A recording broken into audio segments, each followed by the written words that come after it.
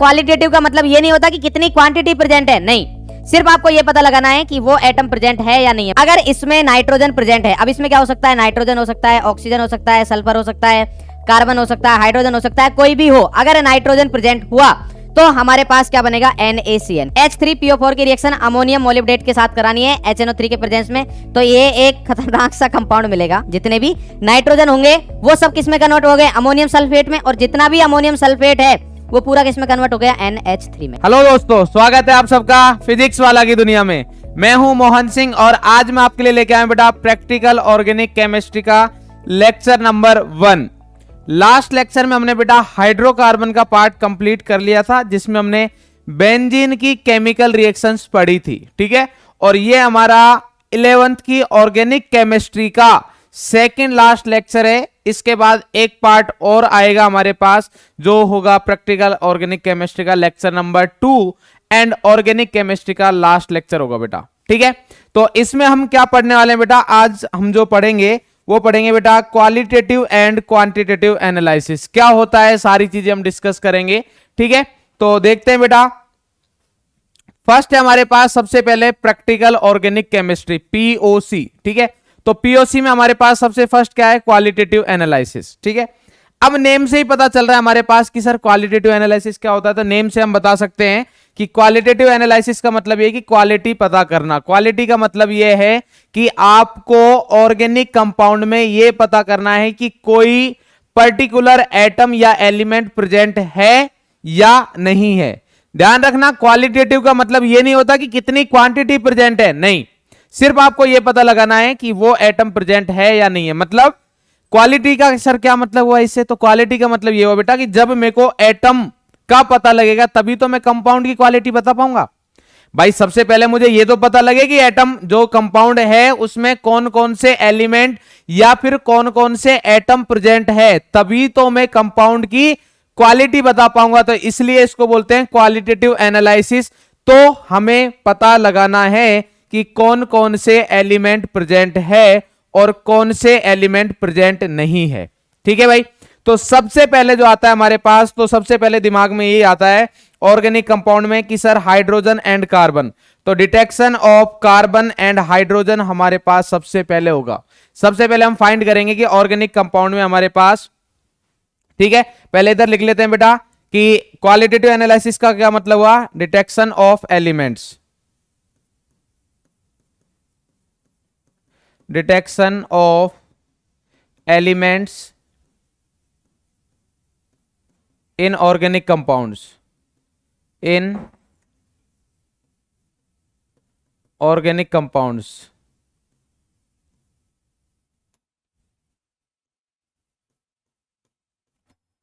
तो सबसे पहले हम ये फाइंड करेंगे कि किसी ऑर्गेनिक कंपाउंड में कौन कौन से एलिमेंट प्रेजेंट है और कौन से प्रेजेंट नहीं है। इसके बाद ही हम कंपाउंड की क्वालिटी के बारे में बता सकते हैं, क्योंकि तभी हम बता पाएंगे कि क्या प्रॉपर्टीज होंगी क्या नहीं होंगी। सबसे पहले detection of carbon and hydrogen में फर्स्ट आता है हमारे पास कार्बन, कि कार्बन का डिटेक्शन कैसे करना है। तो कार्बन का डिटेक्शन के लिए बिल्कुल सिंपल सा मेथड है, जो कि आप इनऑर्गेनिक केमिस्ट्री में पढ़ के आए हो कि ऑर्गेनिक कंपाउंड होगा हमारे पास। तो अगर ऑर्गेनिक कंपाउंड दिया आपको, सबसे पहले क्या दिया होगा बेटा, एक ऑर्गेनिक कंपाउंड दे रखा है, उसमें आपको बोला है कि आपको पता लगाना है कि इसमें कार्बन है या नहीं है। तो इसके लिए क्या करना होगा, आपको ऑर्गेनिक कंपाउंड की रिएक्शन हम CuO के साथ कराएंगे। तो हमें क्या मिलेगा बेटा, हमें मिलेगा CO2। क्या मिलेगा, CO2। CO2 कब मिलेगा, क्योंकि अगर इसमें कार्बन होगा तभी, क्योंकि इधर से तो सिर्फ हमारे पास क्या है, ऑक्सीजन। बोले सर बात तो सही है, CO2 मिल गया, बट हमें कैसे पता चलेगा कि वो CO2 है। तो इसका मतलब हम CO2 का टेस्ट कराएंगे, जो कि आपने इनऑर्गेनिक केमिस्ट्री में पढ़ रखा है कि CO2 का हम लाइम वाटर CaOH के होल ट्वाइस के साथ रिएक्ट कराते हैं तो हमें मिल्की वाइट कलर आएगा। अगर ऐसा आ जाता है इसका मतलब CO2 प्रेजेंट है, और अगर CO2 प्रेजेंट है इसका मतलब यह है कि इस ऑर्गेनिक कंपाउंड में कार्बन प्रेजेंट है। यह बात समझ में आती है या नहीं आती, बोलो भाई। अरे सिंपल सा फंडा है यार कि सर क्या है, ऑर्गेनिक कंपाउंड है, तो अगर हमें कार्बन का पता लगाना हो या हाइड्रोजन का लगाना हो, काम एक ही है, CuO के साथ हीट करके मतलब रिएक्शन करवाएंगे। तो अगर हमारे पास कार्बन प्रेजेंट है तो कार्बन का ऑक्सीडेशन होकर CO2 में जाएगा, CO2 में जाने के बाद में होगा क्या हमारे पास, अब हमें यह पता लग जाना चाहिए कि CO2 प्रेजेंट है या नहीं है। उसके लिए कैल्शियम हाइड्रोक्साइड के साथ रिएक्शन करवाएंगे और हमें मिल्की व्हाइट कलर अगर प्रेजेंट है आ जाता है तो इसका मतलब इस ऑर्गेनिक कंपाउंड में कार्बन है, अदरवाइज फिर इसमें कार्बन प्रेजेंट नहीं है। नेक्स्ट बात करते हैं भाई हाइड्रोजन का, ये मेरे हिसाब से सभी को क्लियर हो गया होगा। नेक्स्ट कहानी आती है बेटा हाइड्रोजन की। तो हाइड्रोजन का आपने बहुत सिंपल सा एक क्वेश्चन पढ़ा होगा, बहुत फेमस क्वेश्चन है कि सर CuSO4 जो होता है वो कलरलेस होता है, बट CuSO4.5H2O क्या ऐसा होता है हमारे पास ब्लू कलर का। इसका रीजन क्या होता है, इसका रीजन आप 12th क्लास में कोऑर्डिनेशन कंपाउंड में पढ़ोगे बेटा, ठीक है। तो अभी हम उसी का यूज करेंगे इधर। तो देखो ऑर्गेनिक कंपाउंड है हमारे पास, अब फिर से हमें पता लगाना है कि इस ऑर्गेनिक कंपाउंड में हाइड्रोजन एटम प्रेजेंट है या नहीं है। तो हाइड्रोजन के लिए क्या करना है भाई, हाइड्रोजन के लिए फिर से वही CuO के साथ रिएक्ट कराएंगे और हमारे पास इधर मिलेगा H2O, जल मिलेगा। क्या मिलेगा बेटा, जल। जल है तो कल है, तो हमें मिलेगा इधर जल और जल की रिएक्शन कराएंगे हम CuSO4 के साथ। तो CuSO4 कौन से कलर में कन्वर्ट हो जाएगा बेटा, जल के साथ रिएक्ट करके, ब्लू है पानी पानी है ना, कैसा हो जाएगा बेटा, ब्लू कलर का हो जाएगा CuSO4.5H2O। बात समझ में आती है या नहीं आती, क्लियर है बेटा। इसमें एक H2O का मॉलिक्यूल हाइड्रोजन बॉन्डेड के साथ कनेक्ट, ये बाद में बात करेंगे अपन 12th क्लास में कोऑर्डिनेशन कंपाउंड में, ठीक है भाई। कुल मिला के बात यह कि अगर इधर ब्लू कलर आ जाता है इसका मतलब इधर H2O प्रेजेंट है, और अगर H2O है तो H2O कहां से आया होगा, क्योंकि हमने तो CO के साथ रिएक्शन कराई, मतलब जो हमें गिवन ऑर्गेनिक कंपाउंड है इसमें हाइड्रोजन होगा तभी तो हमारे पास H2O होगा। बोलो भाई क्लियर है, बात समझ में आती है। जी हां सर, तो कार्बन का काम हो गया है और हाइड्रोजन का हो गया है। अब आते हैं हमारे पास अदर एलिमेंट्स। तो अदर एलिमेंट्स के लिए हम जब डिटेक्शन के लिए टेस्ट करते हैं उसको बोलते हैं लेसाग्ने टेस्ट। क्या बोलते हैं बेटा, लेसाग्ने टेस्ट। तो किसी भी element other than hydrogen and oxygen का डिटेक्शन अगर हमें करना हो तो उसके टेस्ट को बोलते हैं, किस टेस्ट के थ्रू करते हैं बेटा, लेसाग्ने टेस्ट के थ्रू हम उसका डिटेक्शन करते हैं, पता लगाते हैं, फाइंड करते हैं कि वो प्रेजेंट है या नहीं है। तो सबसे पहला काम यह कि हमें जो भी ऑर्गेनिक कंपाउंड गिवन होगा उससे हम क्या करेंगे बेटा, वो कोवेलेंट कंपाउंड होगा। भाई ऑर्गेनिक कंपाउंड की बात करें तो कैसा होगा हमारे पास, कोवेलेंट। तो first covalent components are converted into ionic form. सबसे पहला काम यह है बेटा कि जो हमारे पास कोवेलेंट कंपोनेंट है उसको आयोनिक फॉर्म में कन्वर्ट करेंगे। किसमें करेंगे बेटा, आयोनिक फॉर्म में। तो आयोनिक फॉर्म में कैसे कन्वर्ट करेंगे, फ्यूज करेंगे, मतलब हाई टेम्परेचर पर हम हीट करेंगे, किसके साथ, Na के साथ। किसके साथ करेंगे बेटा, Na के साथ। सोडियम फ्यूजन एक्सट्रैक्ट बोलते हैं इसको, हाई टेम्परेचर पर हीट करेंगे जिससे हमें क्या मिलेगा बेटा, आयोनिक कंपाउंड मिल जाएगा, उस पर्टिकुलर एलिमेंट का आयोनिक कंपोनेंट मिल जाएगा। फॉर एग्जांपल अगर हमारे पास नाइट्रोजन प्रेजेंट हुआ तो ऑर्गेनिक कंपाउंड है हमारे पास। देखो भाई इधर ध्यान से देखना, हमारे पास क्या है, इधर ये OC का मतलब क्या है, ऑर्गेनिक कंपाउंड। OC का मतलब क्या है बेटा, ऑर्गेनिक कंपाउंड। तो ये हमारे पास है इधर ऑर्गेनिक कंपाउंड। ऑर्गेनिक कंपाउंड की रिएक्शन हमने मतलब इसको किसके साथ करा रहे हैं बेटा, सोडियम फ्यूजन कराएंगे Na के साथ अगर हम हीट करते हैं तो, ठीक है। Na के साथ अगर हम हीट करेंगे तो हमें क्या मिलेगा इधर, अगर इसमें नाइट्रोजन प्रेजेंट है, अब इसमें क्या हो सकता है, नाइट्रोजन हो सकता है, ऑक्सीजन हो सकता है, सल्फर हो सकता है, कार्बन हो सकता है, हाइड्रोजन हो सकता है, कोई भी हो। अगर नाइट्रोजन प्रेजेंट हुआ तो हमारे पास क्या बनेगा, NaCN। क्या मिलेगा बेटा, NaCN। क्या मिलेगा, NaCN। तो ये हो गया सोडियम एक्सट्रैक्ट, ठीक है। ये हमारे पास जब हम फ्यूजन कराया है, किसके साथ फ्यूजन कराई है, Na के साथ, तो इस एलिमेंट का Na का हमारे पास ये मिल रहा है, इसको क्या बोल रहे हैं हम, सोडियम फ्यूजन एक्सट्रैक्ट। क्लियर है बेटा। तो ये मिलेगा हमारे पास, नाइट्रोजन के लिए मिलेगा NaCN, तो organic compound plus Na, organic compound plus Na। अगर नाइट्रोजन है NaCN। सिमिलरली अगर हमारे पास सल्फर हुआ तो Na2S बनेगा, अगर हमारे पास हेलोजन हुआ तो NaX बनेगा, जहां पर हेलोजन आपको लिख रखा है ClBrI। बोलो भाई इतनी बात समझ में आई, क्लियर है। अरे इतनी बात समझ में आती है कि अगर हमारे पास क्या करना है बेटा, ये ऑर्गेनिक कंपाउंड होगा जिसमें हमारे पास डिफरेंट एलिमेंट होंगे। कार्बन और हाइड्रोजन का टेस्ट कैसे करना है वो देख चुके हैं। कार्बन और हाइड्रोजन के अलावा बाकी जो एलिमेंट है उनका टेस्ट डिटेक्शन करने के लिए हमारे पास जो आता है उस टेस्ट को बोलते हैं लेसाग्ने टेस्ट। बात समझ में आती है? जी हां सर आती है। इसके लिए लेसाग्ने टेस्ट में सबसे पहला पॉइंट ये होता है कि हमारे पास जो भी कोवेलेंट कंपोनेंट है उसको ऑर्गेनिक कंपोनेंट में कन्वर्ट कर आयोनिक कंपोनेंट में कन्वर्ट करेंगे। बोले सर कैसे करेंगे? तो भाई कैसे करेंगे उसका जवाब ये हमारे पास कि Na के साथ फ्यूजिंग करा दो और आपको आयोनिक कंपोनेंट मिल जाएगा। क्यों? क्योंकि इधर नॉन मेटल है और Na हमारा मेटल है, तो हमें क्या मिल जाएगा? आयोनिक कंपोनेंट मिल जाएगा। अब अगर हमारे पास ऑर्गेनिक कंपाउंड में प्रेजेंट है क्या? नाइट्रोजन, तो इधर मिल जाएगा NaCN। अगर ऑर्गेनिक कंपाउंड में प्रेजेंट है सल्फर, तो इधर हमें मिल जाएगा Na2S। अगर ऑर्गेनिक कंपाउंड में प्रेजेंट है X, तो इधर मिल जाएगा NaX। क्लियर है या नहीं है? बोले सर ठीक है। क्या सर इतने से हमें पता लग जाएगा? नहीं, अभी तो तुम्हें यह भी तो पता लगाना है कि जब Na के साथ रिएक्शन कराइए तो NaCN बना है या नहीं बना। दिखेगा नहीं कि हाँ भाई देखो ये सर NaCN बन गया ना, ऐसे नहीं होगा। उसके लिए हमें फिर से टेस्ट करने पड़ेंगे। जैसे हमने CO2 को फाइंड किया, H2O को फाइंड किया, तो ऐसे ही हमें अब CN के लिए देखेंगे, इधर इसके लिए देखेंगे, NaX के लिए देखेंगे। इन सब के लिए हमें टेस्ट करने होंगे। बात समझ में आती है? जी हाँ सर समझ में आती है। तो चलो भाई आगे बढ़ते हैं।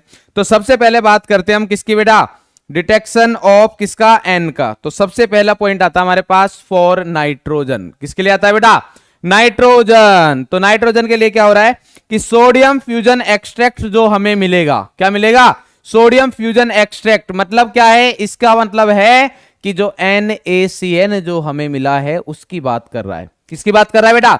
NaCN की बात। ठीक है सर। तो उसको हम रिएक्ट कराएंगे FeSO4 के साथ। किसके साथ रिएक्शन करवाएंगे बेटा? FeSO4 फेरस सल्फेट के साथ रिएक्शन कराएंगे और देन उसकी रिएक्शन करा देंगे हम कंसंट्रेट H2SO4 के साथ। किसके साथ करा देंगे? कंसंट्रेट H2SO4 के साथ। तो ये कंपाउंड बहुत ज्यादा इंपॉर्टेंट है। ये कंपाउंड बहुत इंपॉर्टेंट है। तो देखो हमारे पास NaCN की रिएक्शन कराई मैंने FeSO4 के साथ, जिसमें Fe का ऑक्सीडेशन नंबर कितना है? +2। तो इधर क्या बनेगा हमारे पास? Na4FeCN6 बना। क्या बना बेटा? Na4FeCN6। अगर आप इस रिएक्शन को देखोगे तो आप पाओगे कि ये जो रिएक्शन है हमारे पास किस टाइप की रिएक्शन है बेटा? Na4FeCN6 आ गया हमारे पास। क्या आ गया बेटा? Na4FeCN6 आ गया। तो अगर इस रिएक्शन को देखोगे तो आप नॉन रेडॉक्स रिएक्शन है।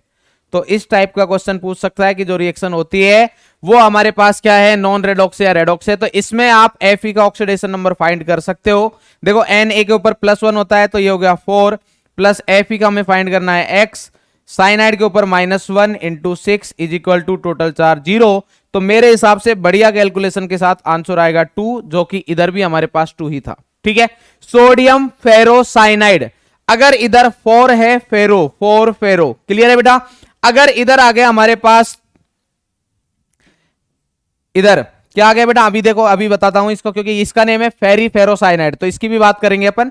तो ये दोनों कंपाउंड बहुत इंपॉर्टेंट है। ये दोनों कंपाउंड बहुत इंपॉर्टेंट है। इनका डायरेक्ट फॉर्मूला ही पूछ लिया जाता है। क्या पूछ लिया जाता है? फॉर्मूला। और आपको पता है कि एनसीईआरटी से तो डायरेक्टली चीजें उठाई जाती है। तो इस फॉर्मूले को पूछने में उनको बिल्कुल भी हेजिटेशन नहीं होगा। और हम बता रहे हैं आपको कि ये बहुत ही इंपॉर्टेंट फॉर्मूला है।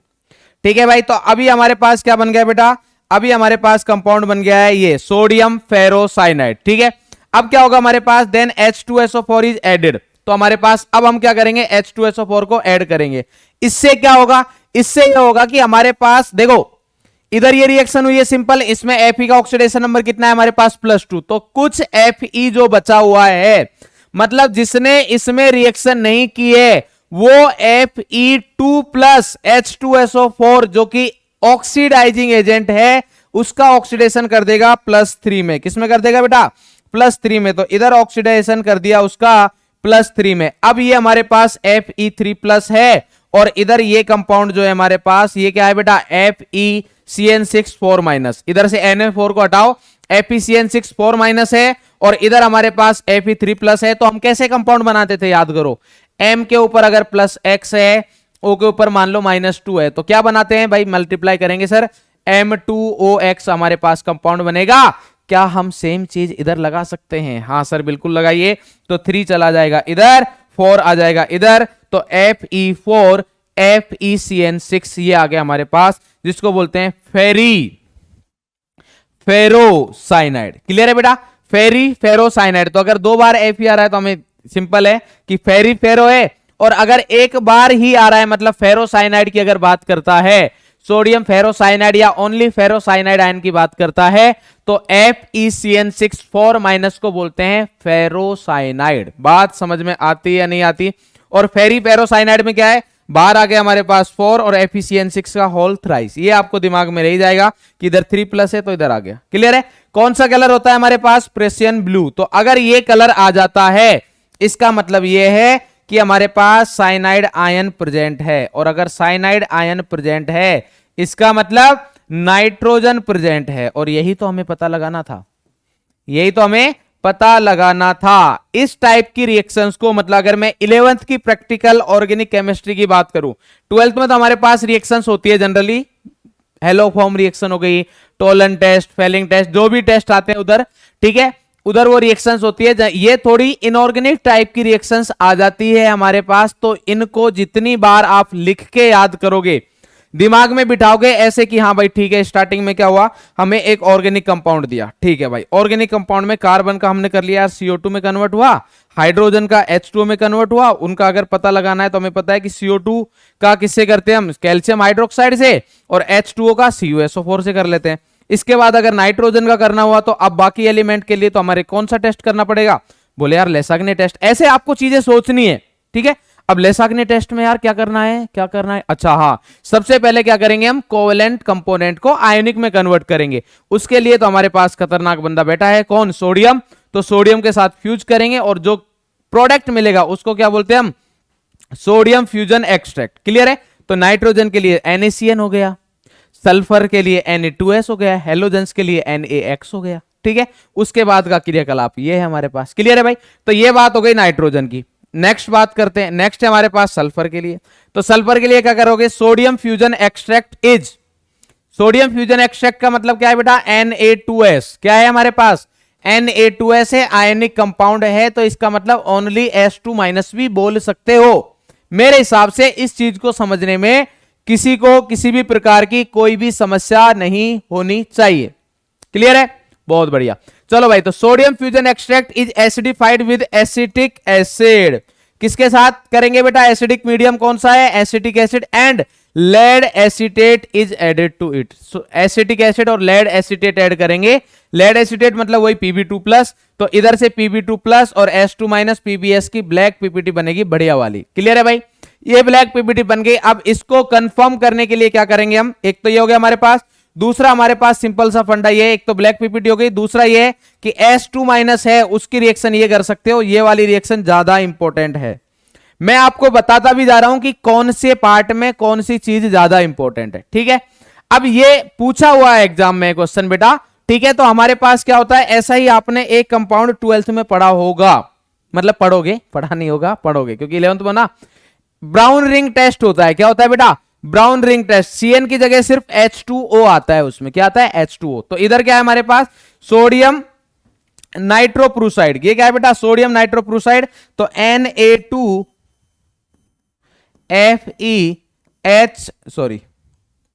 CN5 और ये आ गया हमारे पास NO। अगर इसकी रिएक्शन में सोडियम फ्यूजन एक्सट्रैक्ट के साथ कराऊं, मतलब सल्फाइड आयन के साथ कराऊंगा, तो हमारे पास NOS बनेगा, बाकी कुछ भी नहीं होगा। इधर Na2 था, इधर Na4 हो गया। क्यों? क्योंकि S2- इधर गया है तो बाहर उतना ही प्लस आएगा। तो इसका, अरे समझ में आ रहा है मैं क्या बोल रहा हूं भाई, इधर ये Na2 था, तो Na2 था मतलब इस टोटल मॉलिक्यूल के ऊपर कितना चार्ज था, इस आयन के ऊपर जो कोऑर्डिनेट्स इस स्क्वायर ब्रैकेट में है, इसके ऊपर चार्ज कितना होगा, -2। जैसे ही S2- और अंदर गया तो टोटल चार्ज कितना हो जाएगा, -4। तो इधर आ गया Na4। इसका मतलब ओवरऑल रिएक्शन हमारे पास नॉन रेडॉक्सी है, किसी का ऑक्सीडेशन नहीं हुआ, किसी का रिडक्शन नहीं हुआ, S2- की फॉर्म में ही है। और इधर हमारे पास ये आ जाएगा जिसका कलर कौन सा है, वायोलेट। तो अगर ऐसा हो जाता है इसका मतलब S2- प्रेजेंट है।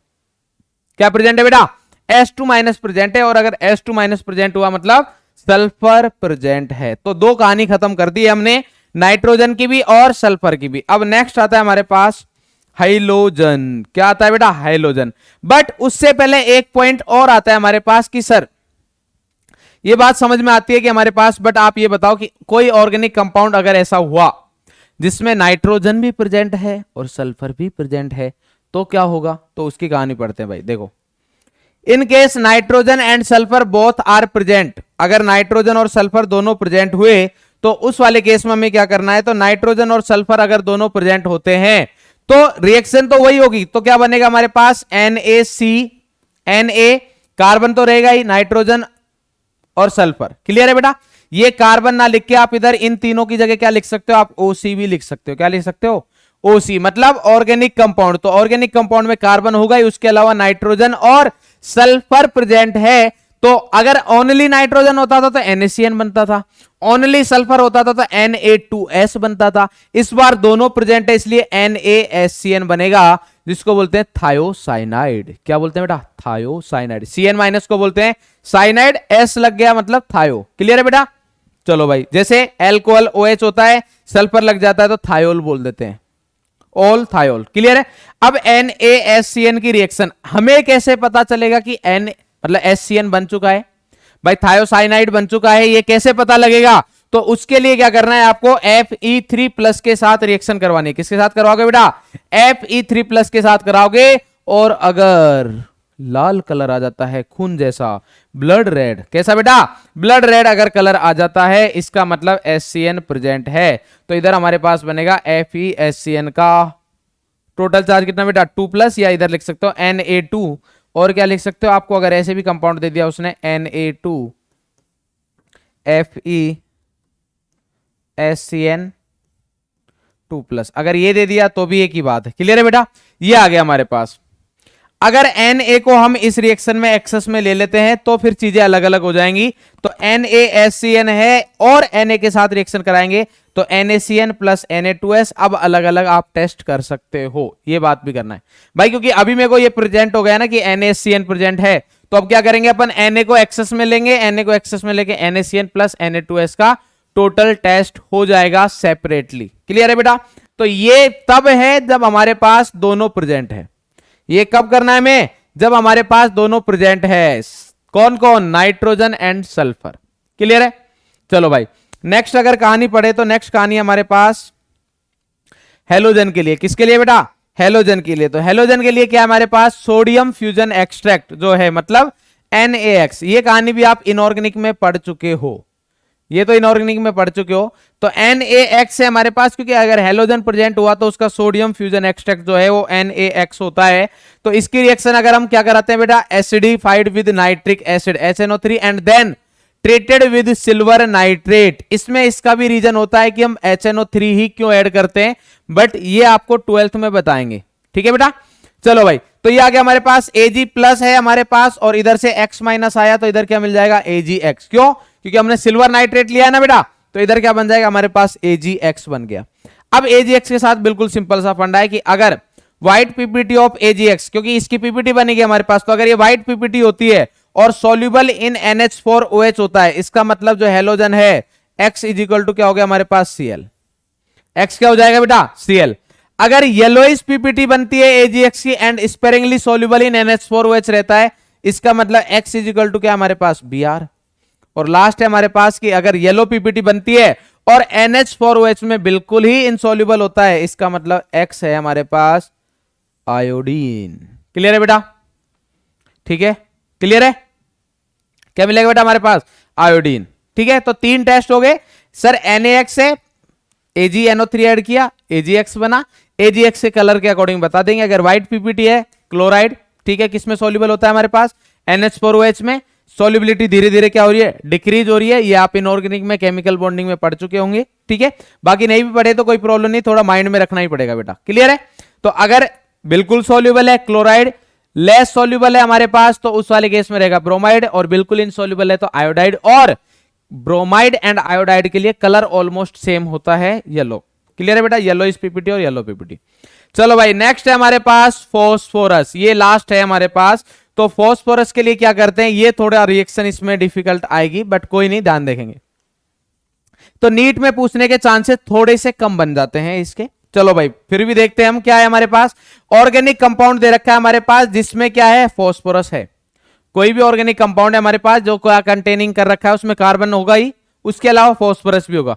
तो उसकी रिएक्शन हमने Na2O2 के साथ कराई सोडियम पेरोक्साइड के साथ, तो हमें मिला Na3PO4 सोडियम फॉस्फेट। क्या मिला बेटा, सोडियम फॉस्फेट मिला। तो ये आ गया हमारे पास सोडियम फॉस्फेट। क्लियर है, ठीक है सर। अब सोडियम फॉस्फेट की रिएक्शन किसके साथ कराएंगे, एसिड के साथ। तो ये सॉल्ट है हमारे पास और ये क्या है, एसिड। और वो भी कैसा एसिड, स्ट्रॉन्ग। तो ऑब्वियस सी बात है एसिड प्लस सॉल्ट मिल जाएगा, तो H3PO4 मिल गया हमें एसिड।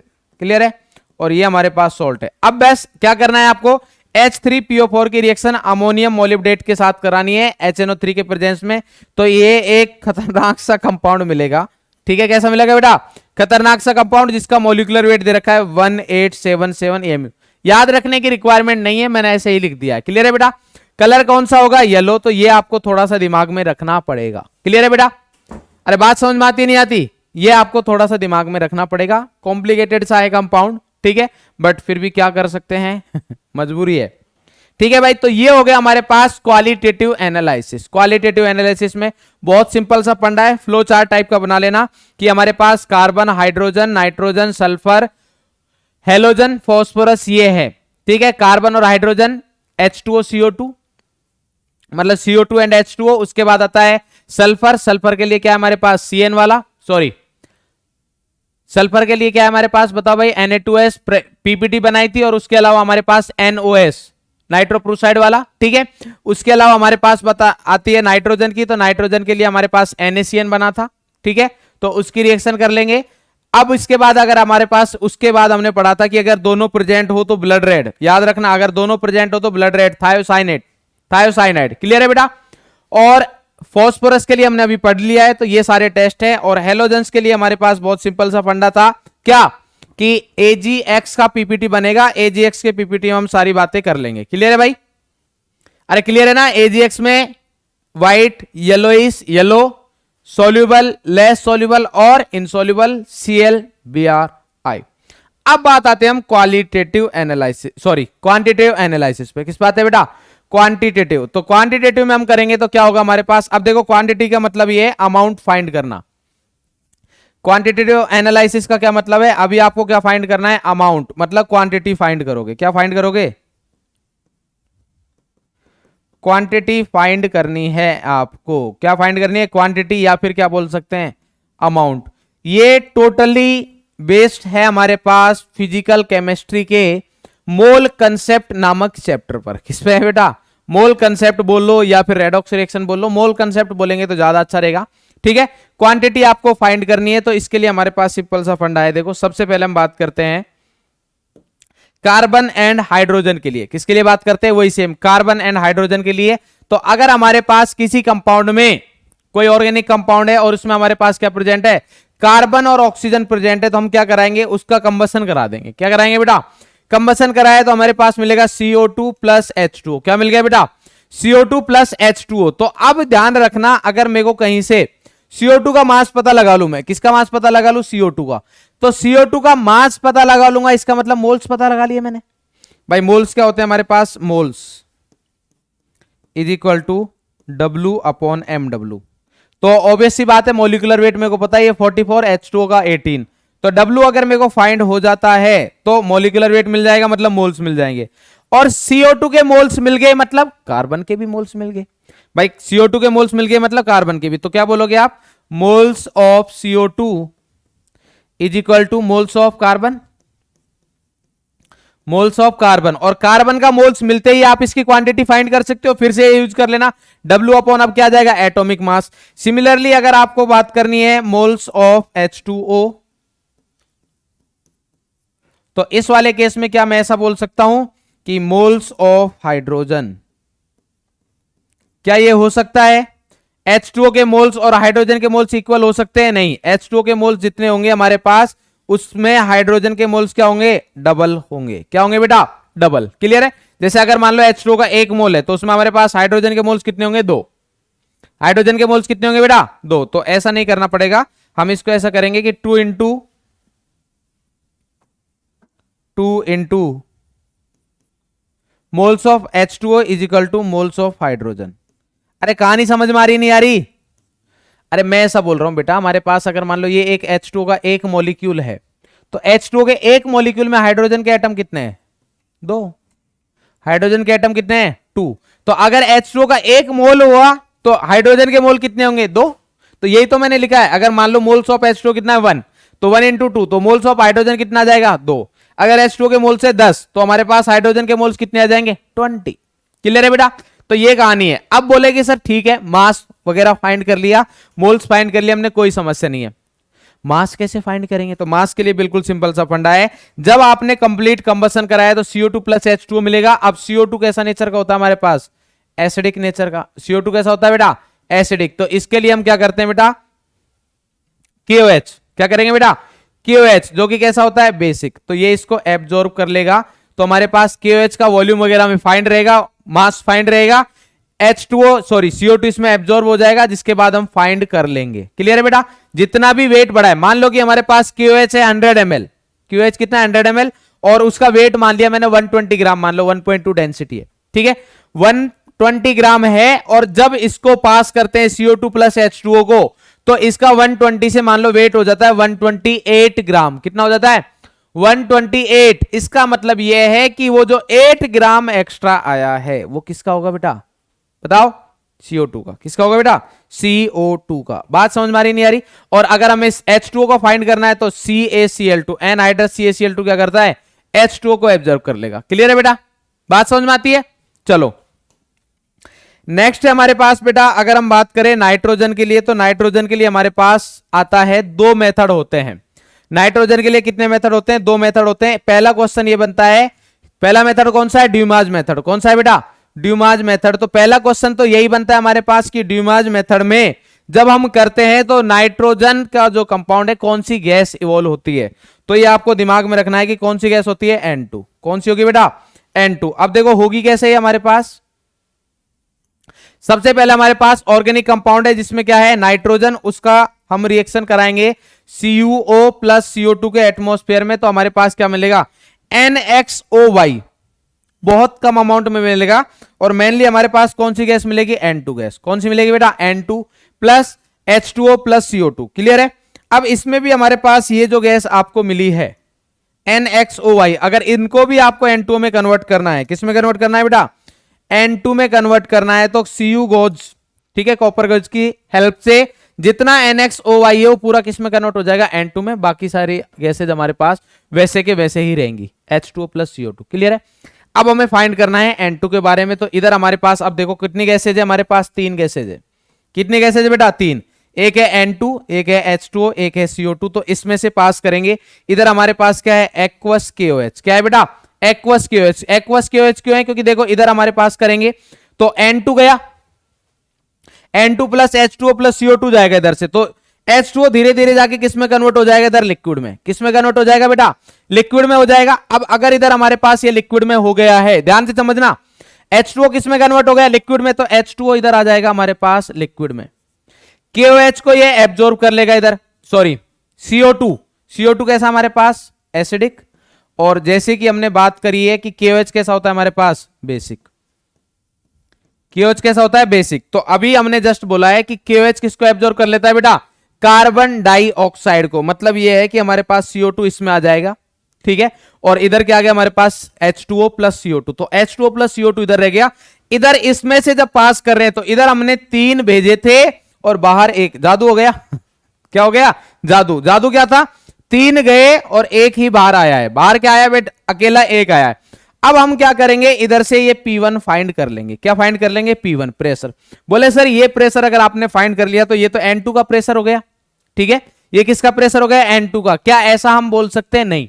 आपको बेटा दिमाग लगाना पड़ेगा कि इधर हमारे पास ये जो P1 होगा प्रेशर, ठीक है, ये P1 जो प्रेशर होगा, P1 ये होगा pressure of N2 plus pressure या एक्वस टेंशन बोल सकते हो। क्या बोल सकते हो? एक्वस टेंशन, मतलब वेपर प्रेशर ऑफ H2O या पार्शियल प्रेशर ऑफ H2O बोल सकते हो। बात समझ में आ रही बेटा? भाई H2O हमारे पास लिक्विड में है तो उसका वेपोराइजेशन तो होगा। H2O अगर हमारे पास है तो इधर से हमें अगर PN2 कैलकुलेट करना है तो Pn2 में हमारे पास P1 और इसको अगर मैं P डैश बोल देता हूं तो P1 माइनस P डैश हो जाएगा। ये लगने के बाद में बस इतना करना है, आपको Pn2 मिल जाएगा। फिर आप इसके लिए अब इस वाली गैस का जो प्रेशर आएगा इधर, ये जो प्रेशर आएगा इसके लिए P1 V1 is equal to P2 V2 या जो भी लगा सकते हो, मतलब आइडियल गैस की इक्वेशन यूज कर सकते हो। आइडियल गैस इक्वेशन यूज कर सकते हो, क्यों? क्योंकि ये रिएक्ट नहीं करेगा। N2 जनरली लेस रिएक्टिव होता है रूम टेम्परेचर या बहुत कम टेम्परेचर पर। क्यों? क्योंकि नाइट्रोजन में हमारे पास बॉन्ड होता है बेटा N ट्रिपल बॉन्ड N। क्या होता है? N ट्रिपल बॉन्ड N, इसलिए रिएक्टिव नहीं होता है। कहानी समझ में आती है? फिर से बताता हूं क्या हुआ। ऑर्गेनिक कंपाउंड है, CO2 के एटमॉस्फेयर प्लस CO के साथ हीट कराया तो हमारे पास जो भी नाइट्रोजन कंपोनेंट मतलब नाइट्रोजन एलिमेंट है वो पूरा किस में कन्वर्ट हो जाएगा? N2 में थोड़ा बहुत पार्ट है वो उससे के नाइट्रोजन के ऑक्साइड्स बनेंगे, उसको भी आपको N2 में कन्वर्ट करना है तो कॉपर गेज की हेल्प से फिर कर सकते हो। N2 बन गया, बट इसके साथ साथ दो गैसेज और आई तो हमें तो सिर्फ N2 का वेट फाइंड करना है। भाई क्या जरूरत पड़ेगी सर आप अलग से क्यों कर रहे हो, इधर ही वेट कर लो, तो ऐसा तो होगा नहीं एक गैस पकड़ी हाँ भाई आजा तू कर लिया काम ऐसा तो होगा नहीं, ऑब्वियस सी बात है। तो उसके लिए क्या करना पड़ेगा, हमने तीन गैसेज इसमें पास की जिसमें हमारे पास KOH का सॉल्यूशन है। क्या है बेटा? KOH का सॉल्यूशन है। तो इससे हम क्या करेंगे, KOH का सॉल्यूशन है इसमें से गैस को पास कर रहे हैं। तो जादू ये हुआ कि इधर तीन गए और बाहर सिर्फ N2 आया, बोले बाकी दो कहां गए? तो ये हमारे पास था KOH का सॉल्यूशन, तो KOH में CO2 तो चला ही गया क्योंकि ये क्या है बेस और वो क्या है एसिड। ठीक है, H2 है हमारे पास, तो H2O धीरे धीरे पास करेंगे, टेम्परेचर कम होगा तो H2O किसमें कन्वर्ट हो जाएगा? लिक्विड में। ठीक है, बट लिक्विड स्टेट में रहेगा, इसका मतलब ये कि कुछ ना कुछ वेपोराइजेशन होगा। तो इसलिए हमारे पास ये जो P1 प्रेशर है ये ओनली N2 का नहीं है, ओनली N2 का नहीं है। तो ये P1 प्रेशर किसका है? Pn2 प्लस एक्वस टेंशन का है। तो इधर से हम Pn2 फाइंड कर लेंगे जो कि P1 माइनस P डैश आएगा। ठीक है, बाकी मतलब इधर हमारे पास जो भी चीजें हैं ये किससे रिलेटेड है बेटा? Gaseous state. तो अगर आपको गैसियस स्टेट आता है तो आप इजीली फॉर्म मतलब इजीली यूज कर सकते हो। आई होप शायद आपने गैसियस स्टेट में इसके क्वेश्चंस किए भी हो, कोई बड़ी बात नहीं है क्योंकि उधर से ही रिलेटेड है। इधर की कहानी सिर्फ इतनी सी है कि हमारे पास ड्यूमाज प्रोसेस जो है उसमें जो गैस निकलती है वो N2 है। कौन सी गैस है? N2। तो जब आप फाइनली N2 के मोल्स इधर गैस के जो मोल्स फाइंड करोगे वो N2 के मोल्स आएंगे। ठीक है, तो आप क्या करोगे, इधर से P1 V1 is equal to P2 V2 लगा के PV is equal to nRT लगा के आप क्या फाइंड कर लोगे? फाइनली NN2 फाइंड कर लोगे और NN2 फाइंड करने के बाद में W अपॉन मॉलिक्यूलर वेट से W फाइंड कर लोगे, मतलब वेट फाइंड हो जाएगा और ये हमारे पास N कैलकुलेट हो गया। दूसरा मेथड भी है जो बहुत ज्यादा पूछा जाता है, ये ज्यादा इंपॉर्टेंट है और इसमें हमारे पास जो गैस निकलती है वो होती है NH3। क्या होती है बेटा? NH3। और ये हमारे पास है मोल कंसेप्ट से रिलेटेड, ध्यान से समझना। ऑर्गेनिक कंपाउंड है हमारे पास जिसमें क्या है हमारे पास नाइट्रोजन है। क्या है बेटा? नाइट्रोजन। उसकी रिएक्शन कराई हमने कंसंट्रेट H2SO4 या इधर और भी हम एसिड वगैरह भी यूज कर सकते हैं, HCl वगैरह भी यूज हो सकता है। तो कंसंट्रेट H2SO4 के साथ कराई हमारे पास, तो कंसंट्रेट H2SO4 ही देखेंगे हम। ठीक है, ऑर्गेनिक कंपाउंड है जिसके साथ किसकी रिएक्शन करें? कंसंट्रेट H2SO4 के साथ, तो अमोनियम सल्फेट मिल गया। क्या मिल गया बेटा? Ammonium sulphate plus SO2 gas CO2 gas निकल गया। हमें तो इंटरेस्ट है नाइट्रोजन में, एक्सेस NaOH के साथ हीट कराऊंगा तो हमें अमोनिया गैस मिलेगी। क्या मिलेगी बेटा? NH3 मिलेगा। क्या मिलेगा? NH3 मिलेगा। अब क्या करें हम? अब देखो ये NH3 कैसे नेचर का है? बेसिक नेचर का। कैसे नेचर का है बेटा? बेसिक नेचर का है। अब इस क्या होता है, अब इसके बाद क्या देगा वो कि इधर हमारे पास अब देखो ये तो हमें NH3 मिल गया है। कुल मिला के बाद क्या हुआ कि अगर मान लो जितने भी इसमें नाइट्रोजन होंगे, जितने भी नाइट्रोजन होंगे वो सब किस में कन्वर्ट हो गए? अमोनियम सल्फेट में। और जितना भी अमोनियम सल्फेट है वो पूरा किस में कन्वर्ट हो गया? NH3 में। किस में कन्वर्ट हो गया? NH3 में। बात समझ में आती है बेटा? अरे बात समझ में आती है या नहीं आती? क्लियर है इतना? NH3 हो गया। अब आपको पूरी कहानी NH3 कैलकुलेट करना है बस। तो अब होता क्या हमारे पास ये NH3 है, इसकी रिएक्शन वो करा देते हैं किसी एसिड के साथ। ठीक है, या रुको नेक्स्ट वाले स्टेप का ही देख लेते हैं हम। अब आगे हमारे पास ये NH3 आ गया। क्या आ गया बेटा? NH3। ये NH3 कौन सा है? जो इधर से मिला है वही, इधर से जो NH3 मिला है ना वो NH3 क्या है बेटा? ये है। अब NH3 की रिएक्शन किसके साथ करा रहे हैं? Standard aqueous solution of H2SO4 और हो सकता है standard aqueous solution of any acid, मतलब HCl HBr HI वगैरह भी हो सकते हैं, कोई बड़ी बात नहीं है। ठीक है, HCl भी दे देता है वो काफी बार। तो अगर ऐसा कुछ है हमारे पास तो उस वाले केस में क्या होगा, ये है हमारे पास बेस और ये है हमारे पास एसिड। ठीक है, स्टैंडर्ड सॉल्यूशन एक्वस सॉल्यूशन का क्या मतलब होता है, वैसे तो आपने फिजिकल में पढ़ लिया होगा, बट फिर भी बता देता हूं, मतलब इसकी मोलरिटी वॉल्यूम वगैरह आपको फाइंड है। ठीक है, ये नॉन है, मतलब ये क्या है बेटा, नॉन है, आपको इसके मोलरिटी के बारे में पता है, वॉल्यूम के बारे में पता है, कुल मिला के नंबर ऑफ मोल्स या इक्विवेलेंट के बारे में पता है। ठीक है, ये रिएक्शन कराई तो हमारे पास क्या मिल गया, NH4 का होल ट्वाइस SO4। अब क्या कराया मैंने, इसकी रिएक्शन किसके साथ करा रही, एक्सेस स्टैंडर्ड एल्कलाई सॉल्यूशन किसके साथ कराई मैंने, एक्सेस स्टैंडर्ड एल्कलाई सॉल्यूशन किसके, अच्छा सुनो, इसकी रिएक्शन किसके साथ करा रहा हूं मैं, ध्यान से समझना, इसकी रिएक्शन कराई मैंने स्टैंडर्ड एल्कलाई सॉल्यूशन के साथ। बोले सर इसकी क्या जरूरत हुई, तो इसकी जरूरत ये हुई कि मेरे को ये तो पता नहीं है ना कि NH3 कितना है। भाई मुझे रिएक्शन में ये तो नहीं पता ना कि NH3 कितना है। बोले सर हाँ ये तो नहीं पता, क्योंकि अगर यही पता हो तो फिर तो हम कहानी कैलकुलेट क्यों कर रहे हैं, मुझे तो यही पता लगाना है कि NH3 कितना है, क्योंकि अगर एक बार NH3 के मोल्स आ गए तो मैं ये तो लिख ही सकता हूं कि नंबर ऑफ ग्राम इक्विवेलेंट ही लिख देता हूं मैं, ग्राम इक्विवेलेंट ऑफ NH3 लिखो, या फिर इसी को इक्वल कर सकता हूं मैं नंबर ऑफ मोल्स के, number of moles of NH3। क्यों कर सकते हैं ऐसा, ऐसा इसलिए कर सकते हैं क्योंकि n फैक्टर कितना है 1, क्योंकि ये ओनली एक ही H प्लस लेता है। भाई नाइट्रोजन एक लोन पेयर देता है या एक H प्लस लेता है, तो n फैक्टर कितना है इसका 1 है। तो number of gram equivalents of NH3 is equal to number of moles of NH3 आ गया, और is equal to number of moles of nitrogen बोल सकते हैं। और एक बार नाइट्रोजन के मोल्स आ गए तो इसको W/14 से हम कैलकुलेट कर लेंगे W। क्लियर है भाई, तो कुल मिला के हमें ये फाइंड करना है। तो इसके लिए हमने क्या किया, ये मेरे पास अननोन है, ये क्या है अननोन, तो इसकी रिएक्शन मैंने ये एक्सेस में लिया, ये किस में लिया बेटा, एक्सेस में लिया। तो एक्सेस में रिएक्ट किया तो NH3 जितना था वो पूरा कन्वर्ट हो गया है, बट साथ में हमारे पास ये H2SO4 कुछ बच गया है। जो मैंने H2SO4 लिया है किसमें, एक्सेस में था, तो कुछ H2SO4 बच गया है, बट ये एसिड है, तो इसको न्यूट्रलाइज करने के लिए हम कुछ नॉन क्वांटिटी में स्टैंडर्ड एल्कलाई सॉल्यूशन लेते हैं। फॉर एग्जांपल ले लिया मैंने इधर NaOH ले लिया, KOH ले लिया, फिर से स्टैंडर्ड लिखा हुआ है, इसका मतलब इसके भी M और V हमें नॉन है। कैसे है बेटा, नॉन है। बोले सर बात ठीक है।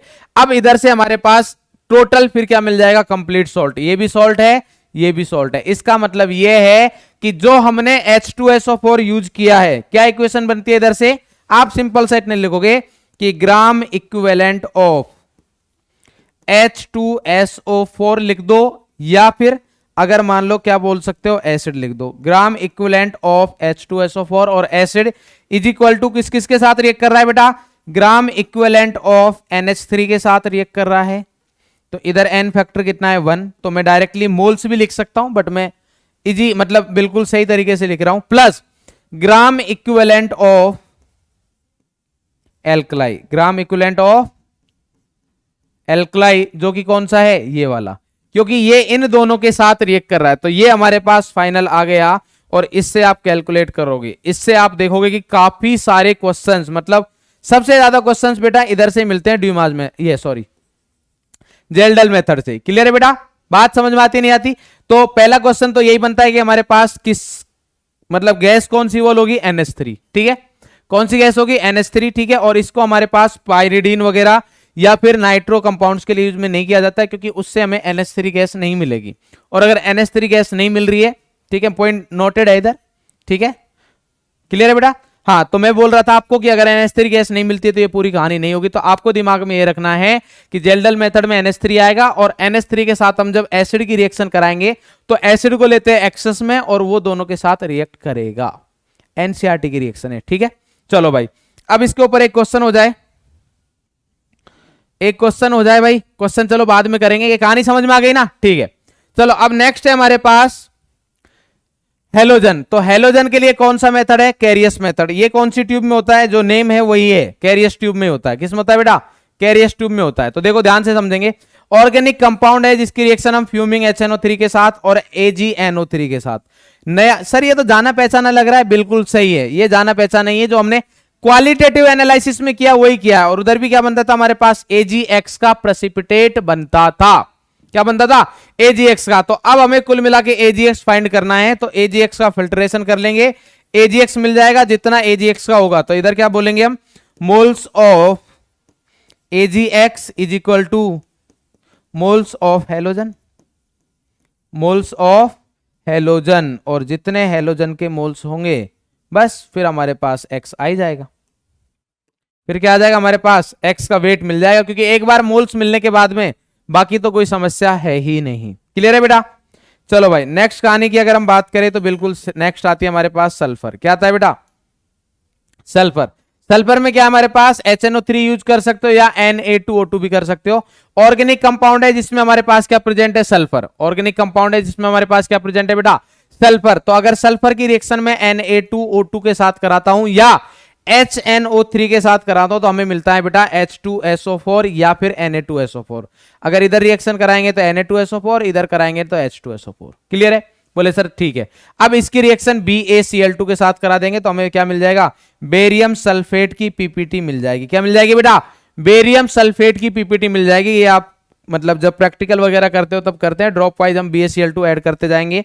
ठीक है, जैसे जैसे करते जाएंगे तो एक टाइम क्या आएगा हमारे पास पीपीटी बन जाएगी, और जैसे ही पीपीटी बनेगी तो हम फिर से बोल सकते हैं कि moles of BaSO4, moles of BaSO4 is equal two moles of sulphur. ठीक है, और जैसे ही सल्फर के मोल्स आ गए तो हमें क्या मिल जाएगा, वेट भी मिल जाएगा। तो आप हमेशा याद रखना जब वो एटम का वेट निकाले तो सबसे पहले आप मोल्स ऑफ सल्फर है और फिर इसके लिए लगाओगे W/mW, W upon atomic mass मतलब 32। क्लियर है बेटा, इसके लिए लगाना, डायरेक्ट इसके लिए लगाओगे तो BaSO4 का वेट निकलेगा जो कि फिर रॉन्ग हो जाएगा। समझ में आया बेटा, बात समझ में आई। तो परसेंटेज ऑफ सल्फर अगर निकालना हो, परसेंटेज ऑफ सल्फर, तो यह आ जाएगा हमारे पास W/W total into 100। W total क्या है, ये weight of organic compound, weight of organic compound, organic compound. Clear है बेटा, ऐसे ही सबके लिए फाइंड करना है। लास्ट आता है हमारे पास फॉस्फोरस। फॉस्फोरस में क्या दे रखा है बेटा, फॉस्फोरस में ऑर्गेनिक कंपाउंड है फ्यूमिंग HNO3 जैसा हमने अभी सल्फर के लिए किया था, तो H3PO4, क्योंकि एसिड है तो एसिड मिलेगा। मैग्नीशियम मिक्स के साथ जब हम हीट करते हैं तो MgNH4 का MgNH4PO4, देखो Mg के ऊपर कितना चार्ज होता है बेटा, +2, NH4 के ऊपर कितना होता है, +1, Mg के ऊपर कितना चार्ज होता है बेटा, +2, और NH4 के ऊपर कितना चार्ज होता है, +1, और PO4 के ऊपर फॉस्फेट आयन है तो इसके ऊपर कितना रहता है, PO4 3-। ये बना, इसको जब हम हीट करते हैं तो हमें क्या मिलेगा, Mg2P2O7। अब ये इंपॉर्टेंट है, ये इंपॉर्टेंट है क्यों, ये याद रखना है आपको, क्योंकि इसमें वो घुमा सकता है। घुमा कैसे सकता है, इसके जो मोल्स मिलेंगे, मान लो अगर इसका मेरे पास एक मॉलिक्यूल है, एक मॉलिक्यूल, तो फास्फोरस के कितने मॉलिक्यूल होंगे, 2। ये सेम वैसा हो गया जैसे H2 वाला था। बात समझ में आ रही है, क्योंकि इसके एक मॉलिक्यूल में कितने हमारे पास, 2 फास्फोरस है। ठीक है, तो मैग्नीशियम फॉस्फेट जो हमारे पास है, तो उस वाले केस में क्या आएगा बेटा, कि moles of phosphorus is equal to twice into moles of Mg2P2O7, Mg2P2O7। Clear है भाई, बात समझ में आती है। अगर मान लो मैं बोलूं लेट, इसके मोल मान लिए मैंने n, क्या मान लिए n, तो मोल्स ऑफ फॉस्फोरस कितने हो जाएंगे, 2n। कितने हो जाएंगे बेटा, 2n। तो वेट कितना हो गया, वेट ऑफ फॉस्फोरस हो जाएगा हमारे पास W, कितना हो जाएगा बेटा, W upon twice n into 31, क्योंकि फॉस्फोरस का एटॉमिक मास कितना होता है, 31, तो ये आ गया मतलब 62n। तो percentage of phosphorus in OC, OC मतलब ऑर्गेनिक कंपाउंड, कितना आएगा, 62n अपॉन टोटल वेट कितना लिया मैंने, W2, इंटू आ जाएगा हमारे पास 100। तो इस तरीके से आप सॉल्व कर सकते हो। बात समझ में आती है या नहीं आती। और इसी के साथ क्वालिटेटिव एंड क्वांटिटेटिव एनालिसिस हमारा कंप्लीट होता है। क्वालिटेटिव और क्वांटिटेटिव एनालिसिस क्या होता है बेटा, कंप्लीट होता है। तो ये बात हो गई हमारे पास ही। अब क्वेश्चंस करके देखते हैं। तो एक क्वेश्चन करते हैं हम बेटा, कोई फॉर्मूला यूज नहीं करना है, कोई फॉर्मूला यूज नहीं करना है, ये हमारे पास दे रखा है। देखो क्या है, कहानी क्या है, कहानी पढ़ते। कहानी हमारे पास कि during estimation of nitrogen present in an organic compound, estimation मतलब आप नाइट्रोजन का फाइंड, उसने बता तो दिया ही नाइट्रोजन है, कौन सा मेथड यूज कर रहा है? जेल्डल मेथड। मतलब गैस कौन सी निकलेगी आपके पास तुरंत आ जाना चाहिए? NH3। अगर कंपाउंड में नहीं भी दे रखा है क्वेश्चन में तो आपको तुरंत आ जाना चाहिए। सर ड्यूमाज मेथड होता तो N2, जेल्डल मेथड है तो NH3 अमोनिया। लिख भी दिया इसने, the ammonia evolve from 0.5 gram of the compound. तो वेट WT कितना है हमारे पास? 0.5 ग्राम। ऑर्गेनिक कंपाउंड का वेट कितना दे रखा है? 0.5। The ammonia evolve from 0.5 gram of the compound in Kjeldahl's estimation of nitrogen neutralize by 10 ml of 1 mH2SO4। किससे कर रहे हैं बेटा? 1 mH2SO4 से कर रहे हैं, sulphuric acid. Find out the percentage of nitrogen in the compound. हमें नाइट्रोजन का परसेंटेज फाइंड करना है। तो उसने सिर्फ इधर इतना सा बोला है हमारे पास कि जो NH3 है उसको किससे रिएक्ट करा रहे हैं? हमारे पास H2SO4 से। किससे करा रहे हैं? H2SO4। बेस वगैरह कुछ नहीं दे रखा, तो इसका मतलब ये NH3 हमारे पास क्या है? Base. Extra alkali, standard alkali तो नहीं दे रखा हमारे पास, जो इधर देता था वो उसने डायरेक्टली बता दिया हमारे पास कि इतने मोल है, तो कोई दिक्कत नहीं। जितना ये वाला पार्ट स्किप है। उसने बोला कि जितना है मुझे पता है, H2SO4 मेरा कितना लगा है वो उसको पता है, क्वेश्चन में उसने बता दिया है, कोई दिक्कत नहीं भाई। अगर बता दिया तो हमें क्या समस्या है? तो उसके अकॉर्डिंग अगर हम करें तो क्या आएगा हमारे पास? मोल्स ऑफ, या मोल्स क्यों निकालेंगे हम? ग्राम इक्विवेलेंट्स निकालेंगे। ग्राम इक्विवेलेंट्स ऑफ H2SO4।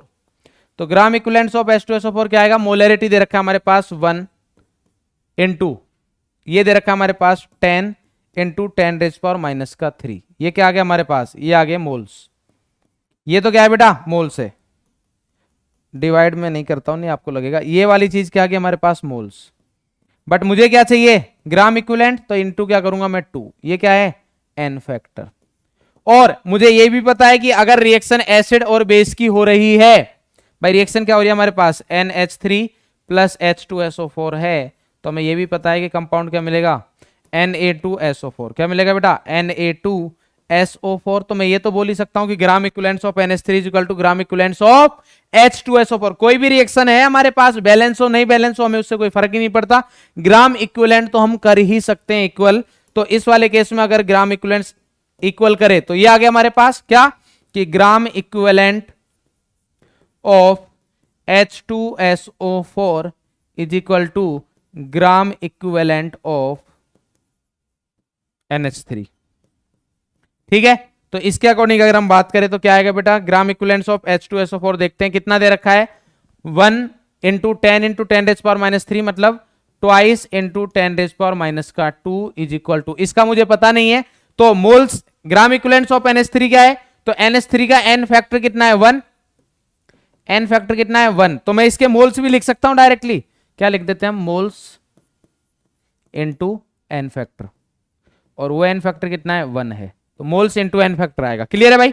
तो इधर से हमारे पास कुल मिला के मोल्स आ गए। कुल मिला के क्या आ गया हमारे पास? मोल्स आ गए हैं। क्लियर है? ठीक है सर, मोल्स आ गए। तो अगर आपको मोल्स मिल गए हैं किसके? NH3 के।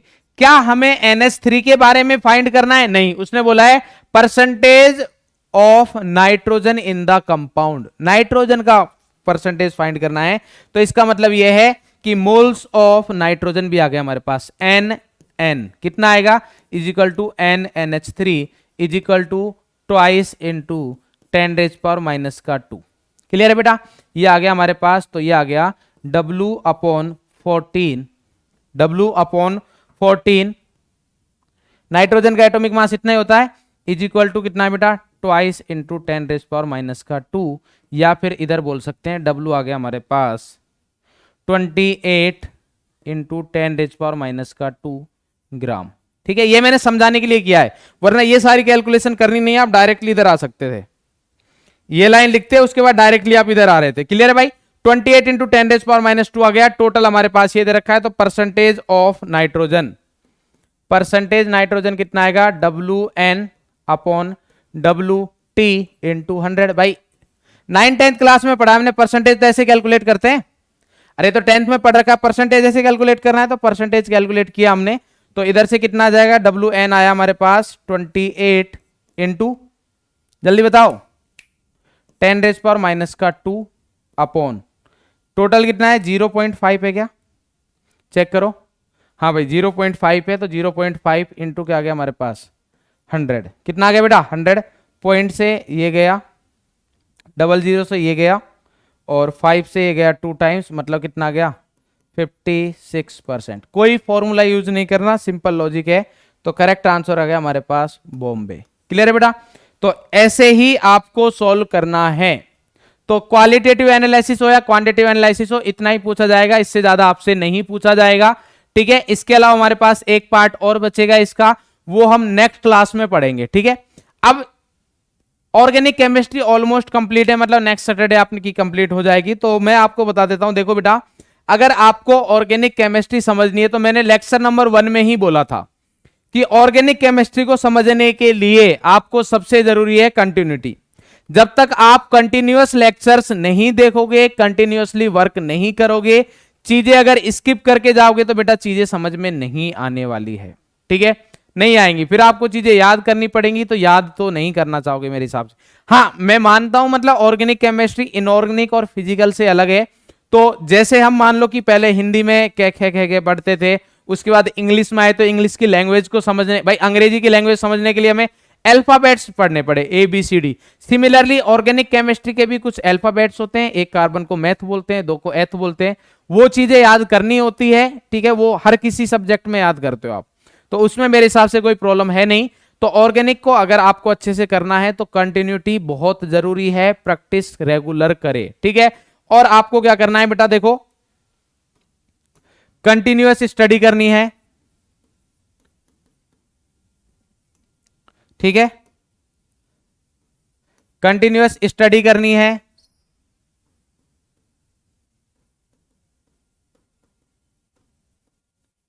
प्लस प्रैक्टिस करे, जो भी आपको काम दिया है वो करे।